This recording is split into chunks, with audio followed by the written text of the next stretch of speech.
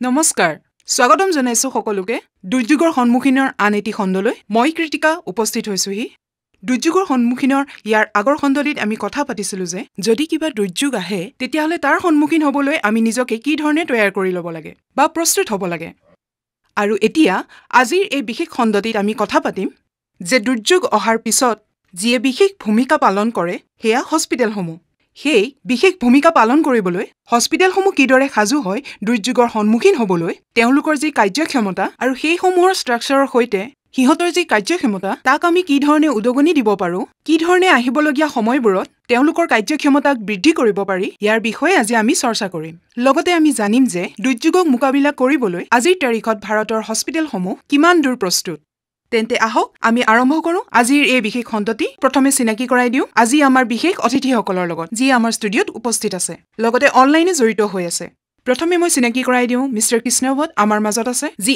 NDMA এগৰাকী সদস্য আপোনাক স্বাগতম জনাইছো ছাৰ লগতে প্ৰদীপ খাজনবিছ ছাৰ আছে আমাৰ লগত তেখেত DDG পৰিয়াল কল্যাণ মন্ত্ৰণালয়ৰ ছাৰ আপোনাক বহুত বহুত স্বাগতম জনাইছো লগতে আমাৰ লগত ডক্টৰ প্ৰেম কুমাৰ ছাৰ আছে যি সাব ডিভিজন হস্পিটেলৰ এডিশনাল মেডিকেল সুপাৰিনটেণ্ডেণ্ট ছাৰ আপোনাকো স্বাগতম জনাইছো আৰু ইয়াৰ লগতে আমাৰ লগত জুমৰ দ্বাৰা অনলাইন জড়িত হৈ আছে vice president public health foundation of ইণ্ডিয়াৰ doctor Lipika Nanda ma'am Lipika ma'am আপোনাকো স্বাগতম জনাইছো আৰু ইয়াৰ লগতে কিছু ছাত্ৰ ছাত্ৰীও আমাৰ ষ্টুডিঅ' মজিয়াত উপস্থিত আছে আমি জানিব বিচাৰিম যে তেওঁলোকৰ মনত কি ধৰণৰ প্ৰশ্ন আছে তেন্তে আহক আমি আৰম্ভ কৰোঁ আজিৰ এই বিশেষ অনুষ্ঠানটি মোৰ প্ৰথম প্ৰশ্নটো প্ৰেম কুমাৰ ছাৰ আপোনালৈ যেতিয়া কোনো দুৰ্যোগ আহে আৰু দুৰ্যোগৰ পাছতেই যেতিয়া ক্ষতিগ্ৰস্ত মানুহবোৰ যেতিয়া হস্পিটেলত গৈ পায় তেতিয়া হস্পিটেলৰ প্ৰশাসনৰ সন্মুখত কি ধৰণৰ প্ৰত্যাহ্বান আহে কেনেকুৱা অসুবিধা আহি পৰে যাৰ সৈতে আপোনালোকে মুখামুখি হয় আমাৰ হস্পিটেলৰ আটাইতকৈ ডাঙৰ প্ৰত্যাহ্বানটো হৈছে জৰুৰীকালীন কোঠাত যথেষ্ট পৰিমাণে ৰোগী আগৰ পৰাই থাকে আৰু হঠাতে যদি বহুত ৰোগী আহি যায় তেতিয়া আমি তেওঁলোকৰ কাৰণে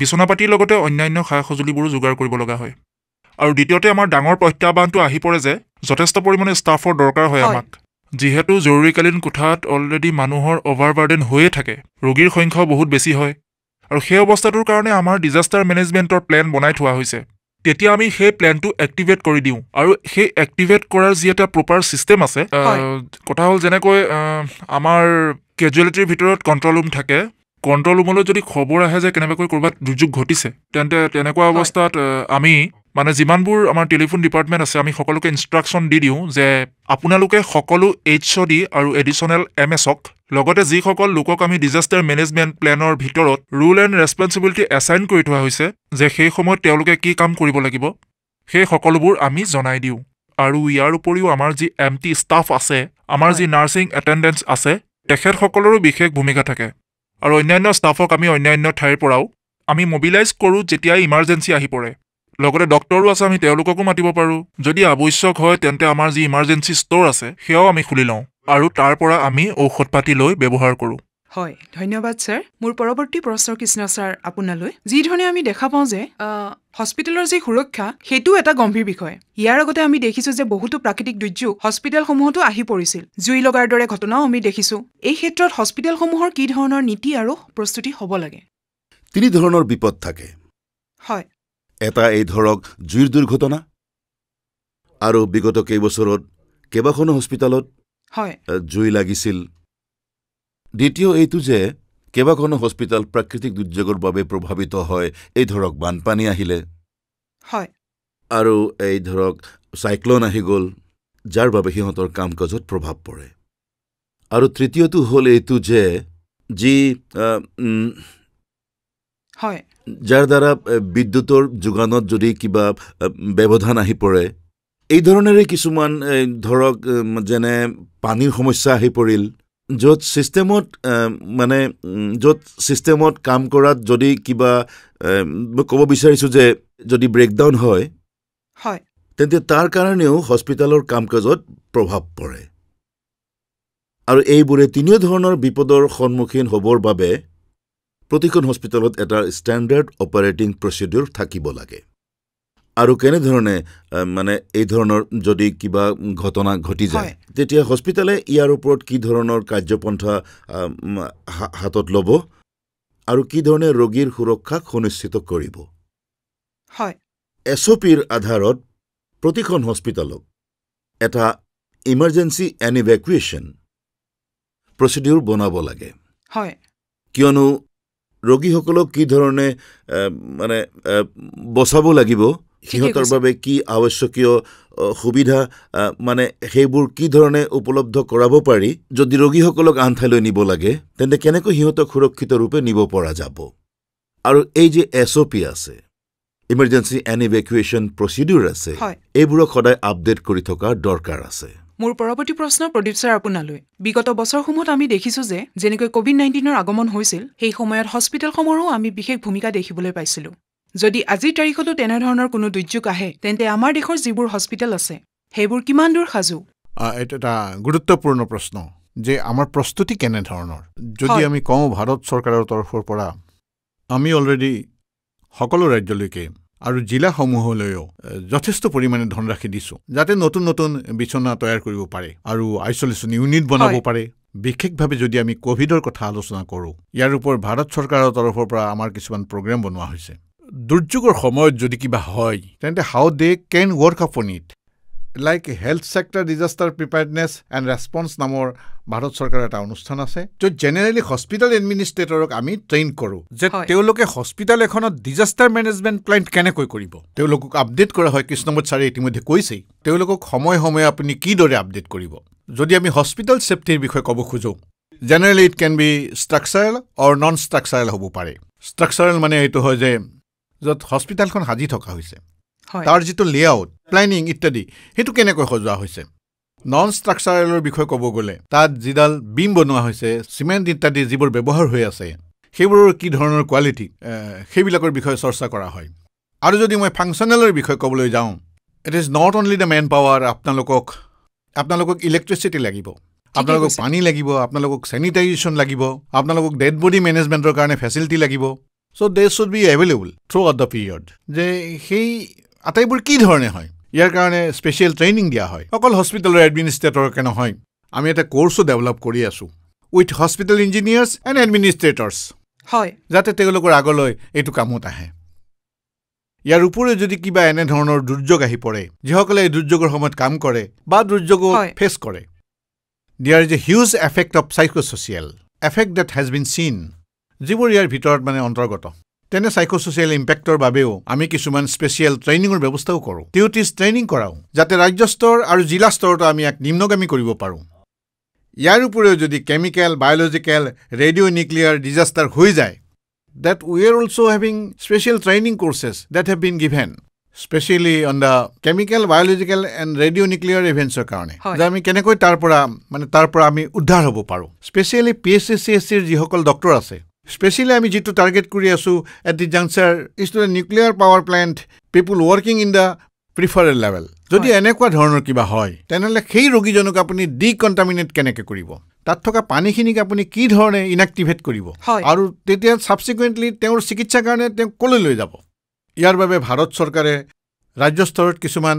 হস্পিটেল আমাক বাছি দিছে সেইবিলাক আমি ষ্টেণ্ডাৰ্ড কৰি আছো যাতে they can look into the chemical and biological radio' nuclear disaster আৰু ইয়াৰ লগতে আমাৰ লগত ডক্টৰ লিপিকা নন্দা অনলাইন জড়িত হৈ আছে লিপিকা মেম মই আপোনাৰ পৰা জানিব বিচাৰিম যে হস্পিটেলৰ কাৰ্যক্ষমতাক লৈ যদি আমি কথা পাতো তেন্তে আহিবলগীয়া সময়ত তাক আমি আগলৈ কি ধৰণে বঢ়াব পাৰোঁ আমি কি ধৰণৰ পদক্ষেপ ল'ব লাগিব এই যে আমি ইমান পৰে ডিজাষ্টাৰ প্ৰিপাৰেশ্যনৰ কথা কৈ আছোঁ হস্পিটেল লেভেলত ভাৰতবৰ্ষত তাক আমি আইচলেশ্যনত একেবাৰেই চাব নোৱাৰোঁ hospital preparedness health system preparedness system overall preparedness একেলগে সেইবোৰ হলিষ্টিক হ'ব লাগে মোৰ অপিনিয়ন এইটোৱেই যে কাগজে পত্ৰইটো গোটেইবোৰ গাইডলাইনছ ইত্যাদি বহুত ভাল ধৰণেই আছে যেনে প্ৰিপেয়াৰ্ডনেছ এক্টিভিটি হস্পিটেল লেভেলত যদি আমি ভালদৰে এনালাইচিছ কৰোঁ প্ৰথমতে কওঁ নাম্বাৰ 1 হিউমেন ৰিচোৰ্চেছ যেনে ষ্টাফ কেপাচিটি আছেনে নাই ষ্ট্ৰাকচাৰ ছাপৰ্টিভ হয়নে নহয় ছেকেণ্ড লেভেলত সেই হস্পিটেলত স্পেচিয়েলাইজড বা নন স্পেচিয়েলাইজড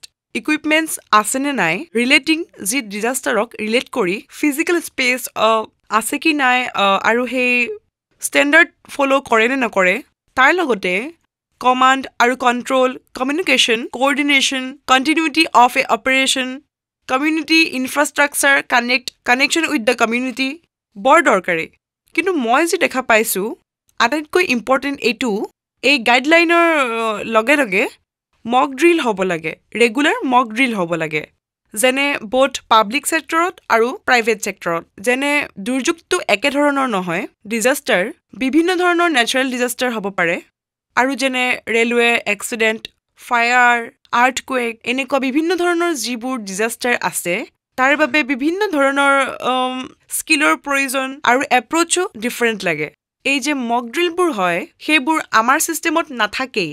তেন্তে এইবোৰ ভেৰি ইম্পৰ্টেণ্ট এটা অৰ্গেনাইজেশ্যন ছেটআপ হওক, আৰু সেইটোৱে পাব্লিক আৰু প্ৰাইভেট ছেক্টৰক ছাপোৰ্ট কৰক। মেকানিজিম ডেভেলপমেণ্ট গাইডলাইনছ হওক আৰু বেছি ৰিফাইন কৰক।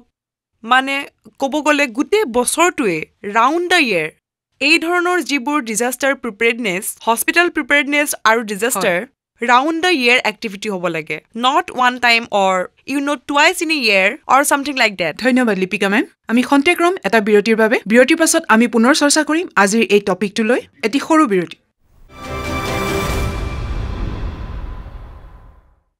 अत्यधिक ठंड जानलेवा हो सकती है। सर्दियों में स्वस्थ रहने की तैयारी करें। शीतलहर के दौरान अखबार, रेडियो, टीवी और मोबाइल पर दी गई चेतावनी से सजग रहें।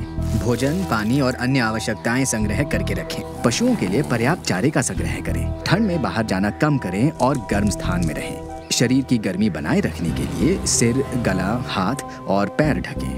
मुंह ढकने से फेफड़े सुरक्षित रहते हैं। गीले कपड़े जानलेवा हो सकते हैं, तुरंत बदलें। गर्म पेय पीने से शरीर का जल स्तर और गर्मी बनी रहती है। शराब मत पिएं।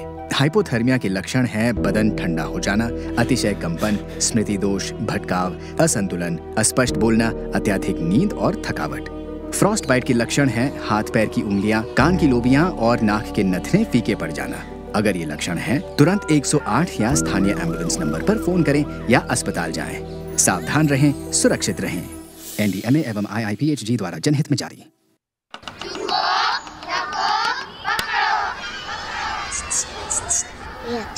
समझ गए सब? Good, very good. एक बार फिर करेंगे। भूकंप आते ही खुली जगह में जाओ, ना जा पाए तो पहले झुको, सर को ढको, किसी चीज को मजबूती से पकड़ो या किसी कोने में सर ढककर खड़े हो जाओ। आप भी भूकंप से बचना सीखिए। तैयारी में है समझदारी। आपके हित में तत्पर NDMA। Flood water leaves behind hidden dangers. It is important to remain watchful. Go back home only after official go-ahead. Get all electrical equipment checked. Check water and sewer lines too. Stay away from slippery flood debris and sharp objects. Watch out for broken electric poles and wires. Use mosquito nets to prevent malaria. Drink boiled or chlorinated water. Don't eat what has been in flood water. Don't let children play in flood water. Help others if you can. Be smart. Be prepared.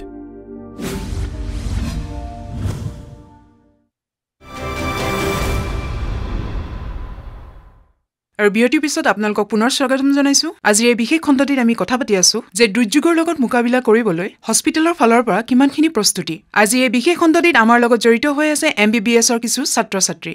আপোনালোকৰ ফালৰ পৰা আমাৰ গেষ্টক কোনো প্ৰশ্ন কৰিব বিচাৰিব নেকি? মোৰ নাম দেৱাংশী খুৰানা। মই MBBS ছেকেণ্ড ইয়াৰৰ ষ্টুডেণ্ট।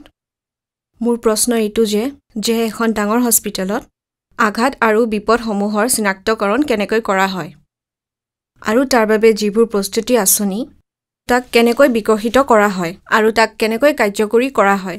হয়, যেতিয়া আমি এখন হস্পিটেলৰ স্তৰত সমীক্ষা কৰোঁ যে হস্পিটেলৰ ষ্ট্ৰাকচাৰটো কেনেকুৱা, ভৱনটো কেনেকুৱা, কেতিয়া বনাইছে, তাৰ আন্তঃগাঁথনি কেনেকুৱা, যি ক্ষমতা আছিল সেই ক্ষমতা আজি কেনেকুৱা দেখা যায়, তেতিয়া আমি এটা ষ্ট্ৰাকচাৰেল এছেছমেণ্ট কৰোঁ। ইয়াৰ লগে লগে নন এছেছমেণ্ট ষ্ট্ৰাকচাৰেল কৰোঁ। নন ষ্ট্ৰাকচাৰেল এছেছমেণ্টত আমি ফাৰ্নিচাৰ, ইকুইপমেণ্ট আৰু ধৰক ICUৰ ব্যৱস্থা, এই সকলোবোৰ ব্যৱস্থা আমি লক্ষ্য কৰোঁ। আৰু এই ধৰণৰ ব্যৱস্থাসমূহত কি কি ধৰণৰ বিপদ থাকিব পাৰে, এই ধৰক যদি ভূমিকম্প আহে তেতিয়া ভৱনটোৰ কি ক্ষতি হ'ব পাৰে, আৰু ভৱনৰ ক্ষতিসাধনৰ লগে লগে এই ধৰক বেডছ আছে, ফিক্সাৰ আছে আৰু ফাৰ্নিচাৰ আছে, ইকুইপমেণ্ট আছে, সেইবোৰৰ কি ক্ষতিসাধন হ'ব পাৰে। আৰু এইবোৰ কথাৰ আধাৰতে আমি ভূমিকম্পৰ সময়ছোৱাত আমি কি ধৰণৰ সাৱধানতা অৱলম্বন কৰিব লাগে, আমি কি ধৰণৰ উপায় বিচাৰিব লাগে, যাৰ ফলত যাতে ৰোগীসকলৰ একো ক্ষতি নহয়, আমাৰ ভৱনসমূহ যাতে সুৰক্ষিত থাকে, আমাৰ ইকুইপমেণ্টছবোৰ সুৰক্ষিত হৈ থাকে যিমান দূৰ সম্ভৱ হয়, আৰু আটাইতকৈ ডাঙৰ কথা হস্পিটেলৰ কাম-কাজ যাতে চলি থাকে। আৰু এই যে কণ্টিনিউটি অফ অপাৰেশ্যন, সেইটো অত্যন্ত গুৰুত্বপূৰ্ণ, আৰু তাক বনোৱাটো আৰু যি ধৰণে কোৱা হৈছে তাৰে লগে লগে তাৰ ওপৰত এক প্ৰকাৰৰ মক ড্ৰিলৰ ব্যৱস্থা কৰি সেই প্লেনৰ ব্যৱহাৰিক দিশটোও এবাৰ পৰীক্ষা কৰি চোৱাটো আৱশ্যক হৈ পৰে। ধন্যবাদ কৃষ্ণ ছাৰ। ইয়াৰ পিছৰ প্ৰশ্ন আপোনালোকৰ ফালৰ পৰা। হয় প্লিজ। নমস্কাৰ ছাৰ, মোৰ নাম হৰ্ষিতা সিংঘল। মই সফদৰজং হস্পিটেলৰ 2য় বাৰ্ষিকৰ ছাত্ৰী। এতিয়া মোৰ প্ৰশ্ন এইটোৱে যে কোনো দুৰ্যোগৰ সময়ত আমাৰ প্ৰশাসনে কি ধৰণে ৰেছপন্ড কৰিব লাগে? হস্পিটেলৰ ভিতৰত ডিজাষ্টাৰ মেনেজমেণ্ট প্লেন আছে আমাৰ, সেইটো এক্টিভেট কৰা হয়। কেজুৱেলিটিৰ ভিতৰত এজন আমাৰ নডেল অফিচাৰ বহে, এজন CMO বহে। এনেকুৱা সময়ত তেওঁ ECR হৈ পৰে আৰু তেওঁৱে নিৰ্দেশ দিয়ে, আৰু তেওঁ এক্টিভেট কৰি দিয়ে, আৰু তেওঁ টেলিফোন ডিপাৰ্টমেণ্টক জনাই দিয়ে যে HOD যে আছে, যিমানবোৰ আমাৰ বেলেগ বেলেগ সেৱা আছে, যেনে ধৰক চেনিটাইজেশ্যন আছে, ছিকিউৰিটি আছে, ফাইনেন্স আছে, আৰু যিমানবোৰ সেৱা আছে সকলোৰে মুৰব্বীক ইনফৰ্ম কৰক, আৰু তেওঁলোকক তৎক্ষণাত কাৰ্যক্ষম কৰি তোলা হয়। যদি আমাৰ পেচেণ্টৰ সংখ্যা বাঢ়ি যায়, যিটো আমাৰ কেপাচিটিৰ বাহিৰত হৈ পৰে, তেনেক্ষেত্ৰত আমি তেতিয়া DMক ইনফৰ্ম কৰোঁ। DMে তেতিয়া বাকী হস্পিটেলসমূহক ইনফৰ্ম কৰে। এটা কথা এইটো যে ডাক্তৰ মহাশয়ে ক'লে, সেয়া আচলতে তেখেতে হস্পিটেল এখনৰ আভ্যন্তৰীণ দিশটোৰ বিষয়েহে বহলাই ক'লে, কিন্তু হস্পিটেলসমূহে ফায়াৰ ছাৰ্ভিচসমূহৰ লগত জড়িত হৈ থাকিব লাগে, কিয়নো সেয়া অত্যন্ত আৱশ্যক। আৰু দ্বিতীয়তে এইটো যে এই যে জিলা প্ৰশাসন বা চহৰ এখনৰ প্ৰশাসন, তেওঁলোকেও বিভিন্ন ধৰণে সহায় কৰিব পাৰে। মানুহৰ সুৰক্ষাৰ ব্যৱস্থা কৰিব লাগিব, ঔষধ পাতিৰ ব্যৱস্থা কৰিব লাগিব, বিভিন্ন ধৰণৰ ইকুইপমেণ্টছৰ ব্যৱস্থা কৰিব লাগিব, লগতে এম্বুলেন্সৰো ব্যৱস্থা কৰিব লাগিব, লগতে বাহিৰৰ প্ৰশাসনৰো সহায় ল'ব। আৰু তৃতীয় কথাটো হ'ল আন হস্পিটেলসমূহৰ লগতো এটা মিউচুৱেল আণ্ডাৰষ্টেণ্ডিং থাকিব লাগে। এই তিনিওটা ব্যৱস্থাই যিকোনো ধৰণৰ পৰিস্থিতিৰ সময়ত কাৰ্যক্ষম হ'ব লাগে। নমস্কাৰ, মোৰ নাম আলা সোনাওনে। মই MBBS ছেকেণ্ড ইয়াৰৰ ষ্টুডেণ্ট। মোৰ প্ৰশ্ন এইটো যে যিকোনো দুৰ্যোগৰ সময়ত মানুহে কি ধৰণে সহযোগ কৰিব? হয়, এইটো খুবেই সুন্দৰ প্ৰশ্ন। ডিজাষ্টাৰক যদি আমি এনালাইজ কৰোঁ, ডিজাষ্টাৰৰ 5টা ষ্টেজ থাকে। তাৰে এটা হ'ল প্ৰিভেনশ্যন, মিটিগেশ্যন, প্ৰিপেয়াৰ্ডনেছ, ৰেছপন্স আৰু ৰিকভাৰী। এই গোটেইবোৰ 5টা লেভেলতেই কমিউনিটি বা মানুহৰ পাৰ্টিচিপেশ্যন আৰু যদি কণ্ট্ৰিবিউশ্যন অত্যন্ত দৰকাৰী, কিয়নো নাইডাৰ হস্পিটেল নৰ দ্য ছিষ্টেম অকলেই ইয়াক মহিমূৰ কৰিব নোৱাৰি। তেন্তে কেনেকৈ পৰা যাব? এই ধৰক ফৰ এক্সাম্পল, এই যে মই আগতে কৈছিলোঁ যে এইবোৰৰ ৰাউণ্ড দ্য ইয়েৰ এক্টিভিটি হ'ব লাগে। আমাৰ ছিষ্টেমত আমি আইচলেশ্যনত খুব ভাল কাম কৰিব পাৰোঁ। যেতিয়া আমি বিচাৰোঁ যে কলাবৰেশ্যনত কাম কৰা যাওক, তাতে কেঅছ আৰু ব্ৰেকডাউন হৈ যায়। তেন্তে ইয়াকে মনত ৰাখি আমি যেনেকৈ এটা এই ধৰক এজেঞ্চি বা NGO হওক, কোনোবা অৰ্গেনাইজেশ্যনেই হওক, সেইবোৰে হস্পিটেল আৰু কমিউনিটিক একেলগে একত্ৰিত কৰি যদি কাম কৰিব পাৰে, সেয়া যথেষ্ট এফেক্টিভ হ'ব পাৰে। আৰু কমিউনিটি লেভেলত কি হয় মানে, যেনেকৈ আমাৰ কমিউনিটিত মানুহ থাকে উইথ স্পেচিয়েল স্কিলছ আৰু স্পেচিয়েল ইকুইপমেণ্ট থাকে, আৰু কমিউনিটি লেভেলত কি হয়, প্ৰপাৰ্টি প্ৰটেকশ্যনৰ দৰকাৰ হয়, ইভাকুৱেশ্যনৰ দৰকাৰ হয়, আৰু লোকেল শ্বেল্টাৰৰো উন্নীতকৰণৰ দৰকাৰ হয় কিছুমান ডিজাষ্টাৰৰ কাৰণে। এমাৰ্জেঞ্চি প্লেন থকা দৰকাৰ, ইনভলভিং দ্য স্কুল, আৰু ফেমিলি ইমাৰ্জেঞ্চিৰো প্লেন থকা দৰকাৰ। এইটো সকলোৰে কাৰণে ইমান সহজ কথা নহয়। ইয়াক লৈ এটা ডাঙৰ প্লেন আৰু কিছুমান অৰ্গেনাইজেশ্যন এজেঞ্চি থাকিব লাগে, যিটোৱে ৰাউণ্ড দ্য ইয়েৰ সকলোকে লৈ এনেধৰণৰ প্লেন কৰি থাকিব। আৰু যদি ডিফাৰেণ্ট মানে বেলেগ ধৰণৰ দুৰ্যোগ যদি ঘটে, তেন্তে সেই প্লেনটো তেওঁলোকে আপডেট কৰিব লাগে। যেনে ধৰক ক'ভিড হৈ গ'ল, ক'ভিডে আমাক যথেষ্ট পৰিমাণে বেলেগ বেলেগ ধৰণৰ চেলেঞ্জেছ আমাক দিলে যে কেনেধৰণে আমি এইবোৰৰ লগত যুঁজিব পাৰোঁ। আৰু ধৰি লওক ক'ৰবাত যদি কেনেবাকৈ ভূমিকম্প হৈ গ'ল, তেন্তে সেই ক্ষেত্ৰত আমাৰ দৰকাৰ হয় যে কমিউনিটিক কেনেকৈ ইনভলভ কৰিম। কমিউনিটি অবিহনে কোনোৱে এই ধৰণৰ কাম ছিষ্টেমত অকলে কৰিবই নোৱাৰে, আৰু হস্পিটেলেও কৰিব নোৱাৰে, আৰু সেইকাৰণে বহুত দৰকাৰী হয়। মই আৰু এটা কথা ক'ব বিচাৰিছোঁ যে এই ধৰক হস্পিটেল লেভেলতো ডক্টৰ, নাৰ্ছ আৰু গোটেই ষ্টাফক ট্ৰেইনিং কৰোৱা, ইনভলভ কৰোৱা আৰু তেওঁলোকৰ যি কাৰিকুলাম আছে, MBBSৰ কাৰিকুলাম আছে, নাৰ্ছিঙৰ কাৰিকুলাম আছে, তাত ইনকৰ্পৰেট কৰা এই ডিজাষ্টাৰ মেনেজমেণ্ট, হস্পিটেল প্ৰিপেয়াৰ্ডনেছ বহুত দৰকাৰী হয় আৰু কমিউনিটি লেভেলতো নিয়মীয়া প্ৰশিক্ষণ বহুত দৰকাৰী হয়। যিধৰণে আজি আমি এই বিশেষ অনুষ্ঠানটিত অহৰহ আলোচনা কৰি আছো, যিকোনো দুৰ্যোগ অহাৰ আগতে হস্পিটেলসমূহ কি ধৰণে সাজু হৈ থাকিব লাগে, এটি বিৰতিৰ বাবে আজিৰ এই বিশেষ খণ্ডটিত আমি ৰম। বিৰতিৰ পাছত আৰু প্ৰশ্ন উত্তৰ, এটি সৰু বিৰতি। Exposure to extreme cold can cause serious health problems like frostbite, trench foot and hypothermia for people who work or live outdoors. Migrant workers who move from hot to cold places and homeless people are more vulnerable. Cover all exposed body parts and wear warm layers to maintain body heat. Remove layers as required to avoid wetness. Wet clothing can be deadly. Change immediately.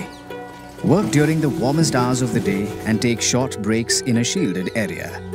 Drink hot beverages to remain hydrated. Avoid alcohol. If you are homeless, go to government night shelters or other free accommodations. In case of emergency, call 108 or local ambulance number or go to the hospital.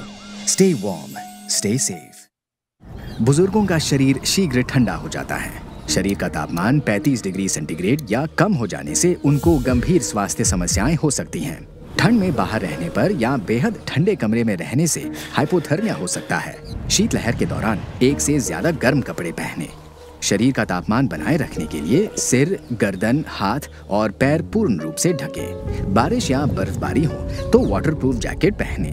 नम या गीले कपड़े तुरंत बदलें। गर्म पेय पीने से शरीर का जल स्तर और गर्मी बने रहते हैं। शराब मत पिएं। यदि आप अकेले रहते हैं तो पड़ोसी, परिवार और दोस्तों के संपर्क में रहें। अगर आप बेघर हैं तो सरकारी रैन बसेरों में जाएं। आपातकालीन स्थिति में 108 या स्थानीय एम्बुलेंस नंबर पर फोन करें या अस्पताल जाएं। सतर्क रहें, सुरक्षित रहें। বিৰতিৰ পাছত পুনৰ আপোনালোকক স্বাগতম জনাইছো আজি আমাৰ এই বিশেষ খণ্ডটিত আৰু মই পুনে যাব বিচাৰিম প্ৰদীপ ছাৰৰ ওচৰলৈ। প্ৰদীপ ছাৰ, এতিয়া মোৰ প্ৰশ্ন আপোনালৈ আগবঢ়াইছো। যিহেতু আপুনি বৰ্তমান স্বাস্থ্য মন্ত্ৰণালয়ত কৰ্মৰত হৈ আছে, এনে ক্ষেত্ৰত স্বাস্থ্য মন্ত্ৰণালয়ৰ ফালৰ পৰা কোনো ধৰণৰ গাইডলাইন জাৰি কৰা হৈছে নেকি হস্পিটেলসমূহক লৈ, যে জৰুৰীকালীন সময়ত দুৰ্যোগৰ লগত যুঁজিবলৈ কিবা বিশেষ পদক্ষেপ লোৱা হৈছে নেকি? এইটো বৰ ইম্পৰ্টেণ্ট কুৱেশ্যন। আমাৰ মন্ত্ৰণালয়ৰ পৰা আৰু নেশ্যনেল ডিজাষ্টাৰ মেনেজমেণ্ট অথৰিটিৰ ফালৰ পৰা আমাৰ ওচৰত গাইডলাইন যুগুত হৈ আছে আৰু আমাৰ মিনিষ্ট্ৰী কৰিলে আমাৰ ওচৰত নেশ্যনেল হেল্থ পলিচি আছে। 2017 সকলো স্বাস্থ্য বিষয় ইনক্লুডিং দুৰ্যোগৰ বিষয়েও তেওঁলোকে কয়। যদি আমি তাৰ ওপৰলৈ যাওঁ তেনেহ'লে আমাৰ তাত ছেফ হস্পিটেলৰ গাইডলাইনসমূহ NDMAৰ ফালৰ পৰা, য'ত আমাৰ সম্পূৰ্ণ সহযোগিতা থাকে।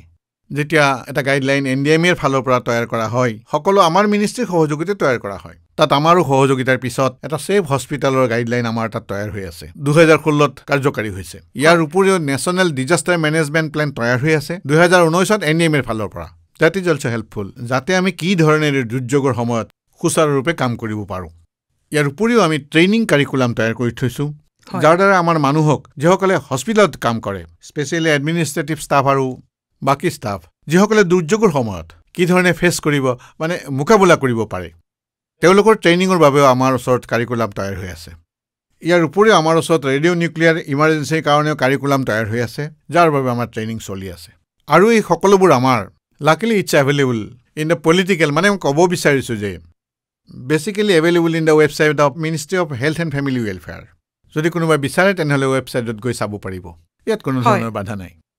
হয়, ধন্যবাদ ছাৰ।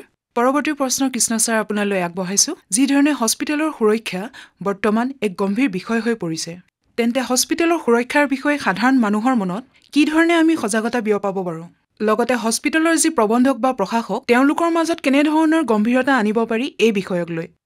যিধৰণে ডক্টৰ খাছ নবিছে তথ্য আগবঢ়ালে, আমি গাইডলাইনছ বনাইছোঁ কেইবাটাও, আৰু সেই গাইডলাইনছৰ আধাৰতেই আমি গোটেই দেশতে সজাগতা সৃষ্টি কৰাটো দৰকাৰী।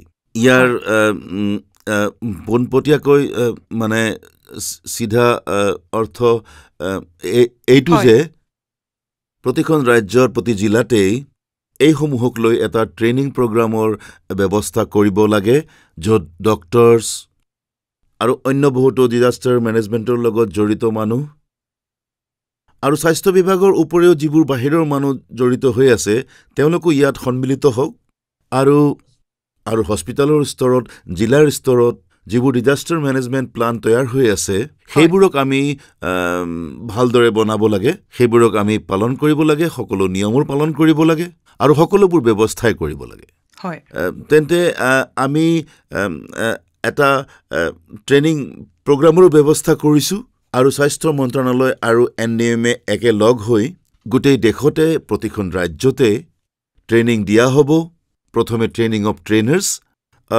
আৰু তাৰপিছত জিলা স্তৰতো ট্ৰেইনিঙৰ আঁচনি তৈয়াৰ কৰা আছে গতিকে আমি গোটেই দেশতেই এই হস্পিটেলসমূহৰ সুৰক্ষাক লৈ সজাগতা আমি বিয়পাম ইয়াৰ বাবে আমি যৎপৰোনাস্তি চেষ্টা আমি সদায় কৰিয়ে যাম প্ৰাইভেট হস্পিটেলৰ কথাই হওক বা দেশৰ সকলো হস্পিটেলৰ কথাই হওক তেওঁলোকৰ ফালৰ পৰা কি ধৰণৰ ৰণনীতি অৱলম্বন কৰিব লাগে মোৰ মতে প্ৰত্যেকখন প্ৰাইভেট হস্পিটেল সেয়া ডাঙৰে হওক বা সৰুৱে হওক সি য'তেই নাথাকক ৰিমট এৰিয়াতে হওক বা আৰ্বান এৰিয়াতে হওক তেওঁলোকৰ নিজৰ এটা প্লেন থাকিব লাগে ডিজাষ্টাৰ প্লান থাকিব লাগে যাক সঠিক সময়ত তেওঁলোকে এক্সিকিউট কৰিব পাৰিব লাগে আৰু এক্সিকিউট কৰিবলৈ তেওঁলোকে ড্ৰিল কৰিব পাৰিব লাগে তেওঁলোকে মাজে মাজে প্ৰেক্টিচ কৰিব লাগে যে কেনেকৈ পৰা যায় আৰু ধৰি লওক তাৰ পাছতো যদি কেতিয়াবা দুৰ্যোগ আহি যায় সেইটো সমাধান কৰি তাৰ পাছত তেওঁলোকে এছেছ কৰিব লাগে যে আমাৰ কি কমি আছে আৰু সেইবোৰ কেনেকৈ পূৰাব পাৰি এই যে ডিজাষ্টাৰ মেনেজমেণ্ট এইটো কোনো এদিনৰ প্ৰগ্ৰেম নহয় এইটো হৈছে অনগয়িং প্ৰগ্ৰেম ইয়াত দুটাই বস্তু থাকে মেটেৰিয়েল ৰিচোৰ্চেছ আৰু হিউমেন ৰিচোৰ্চেছ আৰু সেই দুটাক কেনেকৈ প্ৰপাৰলি ইউজ কৰিব পৰা যায়